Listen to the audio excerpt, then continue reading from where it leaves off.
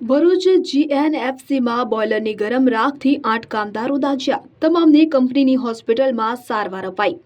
વિગતે વાત કરીએ તો ભરૂચ સ્થિત સરકારી જીએનએફસી કંપનીમાં કામગીરી દરમિયાન અકસ્માત સર્જાતા 8 કામદારો દાઝી ગયા હતા. આ ઘટનાને પગલે કંપની પરિસરમાં થોડા સમય માટે અફરાતફરીનો માહોલ સર્જાયો હતો. મળતી માહિતી મુજબ પ્લાન્ટમાં ચાલી રહેલી પ્રક્રિયા દરમિયાન બોઇલરમાંથી અચાનક ગરમ રાખ ઉડી હતી.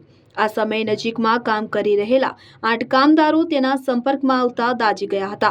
ઘટના બાદ ઇજાગ્રસ્ત કામદારોને તાત્કાલિક સારવાર અર્થે જીએનએફસીની હોસ્પિટલ ખાતે ખસેડવામાં આવ્યા હતા, જેમાં એક કામદાર મોઢાના ભાગે દાઝી ગયો હોવાનું જાણવા મળ્યું છે, જ્યારે અન્ય કામદારોને મુખ્યત્વે પગના ભાગે દાઝવાની ઈજા પહોંચી છે. અકસ્માતની જાણ થતાં ઇન્ડસ્ટ્રીયલ સેફટી એન્ડ હેલ્થ વિભાગ દ્વારા સમગ્ર મામલે તપાસ શરૂ કરવામાં આવી છે.